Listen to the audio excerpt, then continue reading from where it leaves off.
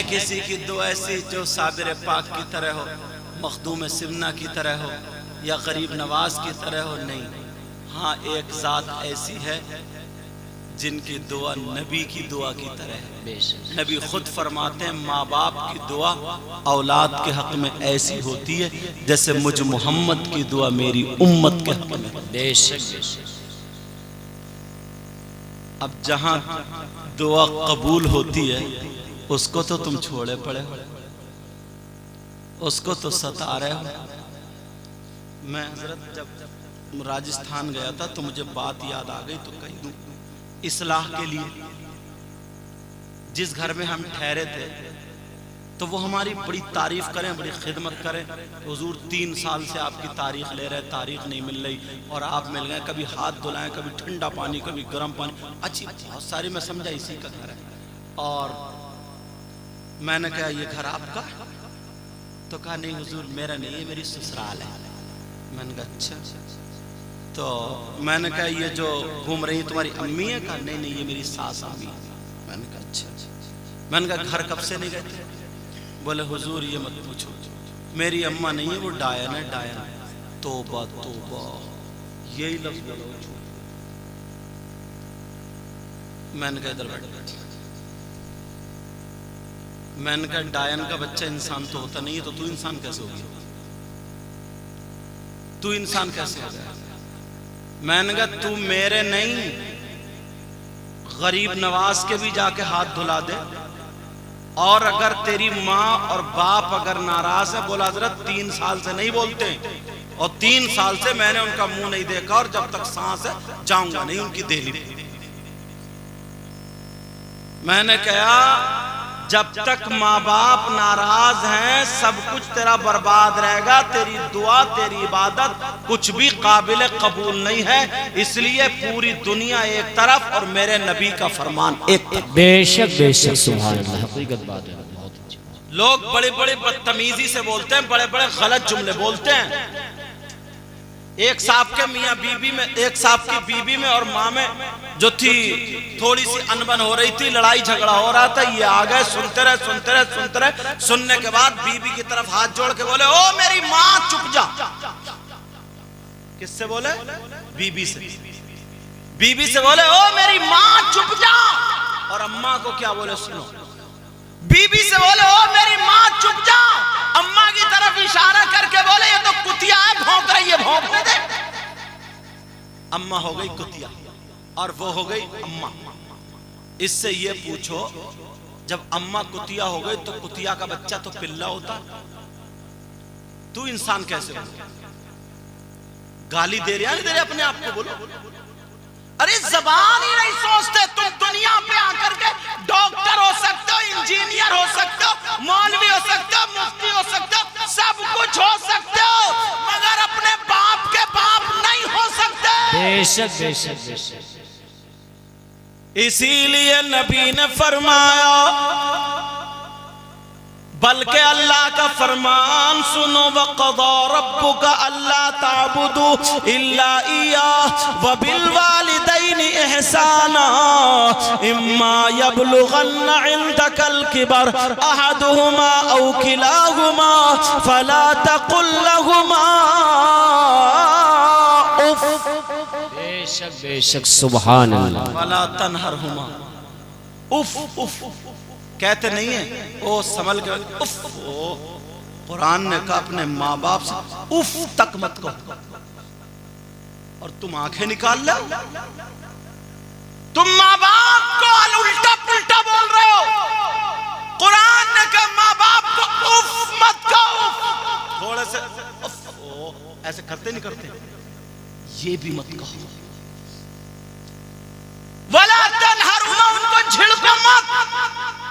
वकुल लहुमा कौलन करीमा, उनसे जब भी बात करो नर्म अंदाज में बात करो। बेशक बेशक। आज दिन की सारी से बात ये कुरान में है, कुरान में सारी चीजें हमारे घर में है, मगर तुम कुरान पढ़ो तभी तो, और जब अच्छे लोगों की मानो तभी तो।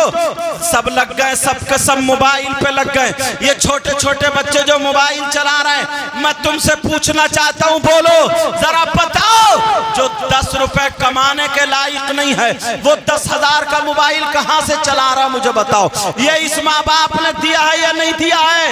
ये माँ बाप ने दिया है, यही वजह है। और अब तो इतनी बीमारी फैल गई है इस मोबाइल की, लड़के ही नहीं बल्कि लड़कियां भी मोबाइल चला रही हैं। इनमें 10-20 लोग ऐसे होंगे जिनकी बेटियों पे मोबाइल होगा, जिनकी लड़कियों पे मोबाइल होगा। मैं उसी माँ बाप से पूछना चाहता हूँ, तुम्हें बुरा लगे तो लग जाए, लेकिन हक बात कह करके जाऊंगा।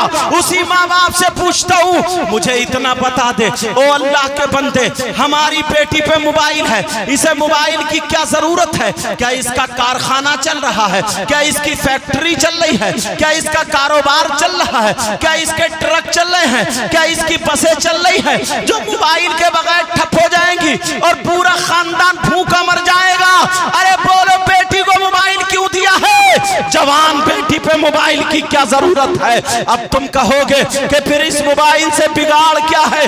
मैं तुम्हें बताऊं बिगाड़ क्या है। आज शेरपुर की बच्ची, शेरपुर की लड़की जो कभी शेरपुर से निकल के बाहर नहीं गई, उसके पास बंबई का फैशन कहां से आया बोलो, उसके बाल कहां से कटे बोलो, उसकी चुटिया कहां से खड़ी हुई बोलो, उसकी भवे कहां से बनी बोलो, उसके आस्तीन कहां से चढ़ी बोलो, उसके चलने का ढंग फिल्मों जैसा, खाने का ढंग फिल्मों जैसा, पहनने ओढ़ने का ढंग फिल्मों जैसा, उसके कपड़ों का ढंग फिल्मों जैसा, बोलो कहां से आया?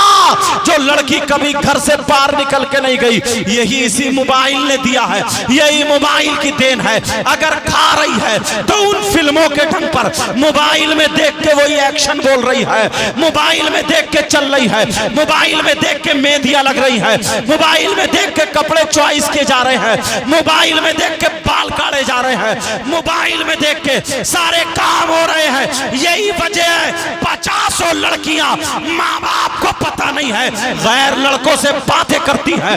तुम सो जाते हो, ये रात के 2-2 बजे तक मोबाइल पे कहां पड़ी है? अरे तुमने कभी सोचा बेटी को अगर कोई जहर दे दे तो तुम रोते हो, अगर हाथ में दर्द हो दवा दिलाने ले जाते हो, सर में दर्द हो दवा दिलाने ले जाते हो।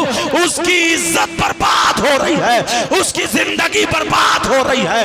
रात के 2-2 बजे तक लड़कियां चैटिंग कर रही हैं, रात के 2-2 बजे तक ये मोबाइल चला रही है, रात के 2-2 बजे तक SMS लिख के जा रहे हैं, रात के 2-2 बजे तक YouTube चलाया जा रहा है, रात के 2-2 बजे तक। अब बोलो, ये फिल्में देखी जा रही है। अरे बाप है ये दुश्मन, ओ बाप सुन ले, ओ माँ सुन ले। नबी फरमाते हैं अगर जिसकी बेटी आवारा हो, अगर जिसकी बेटी बेपर्दा हो, अगर जिसकी बेटी फैशनीले कपड़े पहन के इधर आधर बाहर घूम रही हो, वो दयूस है। और नबी फरमाते हैं दयूस जन्नत में नहीं जा सकता, दयूस जन्नत में नहीं जा सकता। अब मैं तुमसे पूछना चाहता हूँ, बेटी को मोबाइल क्यों दिया है? ये तुम्हारा प्यार है, ये दुश्मनी है? बेटी पे मोबाइल की क्या जरूरत है? अगर इन्हें सुधारना है तो इनके हाथों से मोबाइल ले लो, अगर इन्हें सुधारना है तो रातों को मोबाइल चलाने मत दो, अगर इन्हें सुधारना है तो इन्हें फैशनीले कपड़े पहनने मत दो, अगर इन्हें सुधारना है तो बिगड़ने वाली चीजों से दूर रखो, अगर इन्हें सुधारना है तो मोबाइल ले लो, अगर देना है तो इनके हाथों में दीनी किताब दे दो, इस्लामी किताब दे दो, कुरान दे दो, हदीस दे दो, सीरत की किताब हमारी बेटी पढ़ेगी तो जैसे मोबाइल में देखती है तो वो बंबई की कंजड़िए नंगे नंगे कपड़े पहनने वाली सामने आ जाती है। और जब सीरत की किताब हमारी बेटी पढ़ेगी तो कभी सामने सैयदा फातिमा आएंगी, कभी सामने हजरत खदीजा आएंगी, कभी सामने हजरत आयशा आएंगी, कभी सामने हजरत मैमूना आएंगी। अब मुझे कह लेने दिया जाए, अगर हमारी बेटी सीरत की किताब पढ़ेगी तो खुदा की कसम खाएगी हमारी बेटी, लेकिन ढंग फातिमा का होगा, पिएगी बेटी लेकिन डंग फातिमा का होगा, चलेगी बेटी लेकिन डंग फातिमा का होगा, सोएगी बेटी लेकिन डंग फातिमा का होगा, पहनेगी बेटी लेकिन डंग फातिमा का होगा। अरे ये बेटी जब बाप के घर में हो तो बाप के लिए रहमत, शौहर के घर में हो शौहर के लिए नेमत, और जब माँ बने तो औलाद के लिए उसके कदमों के नीचे जन्नत। वाह, नारे तकबीर।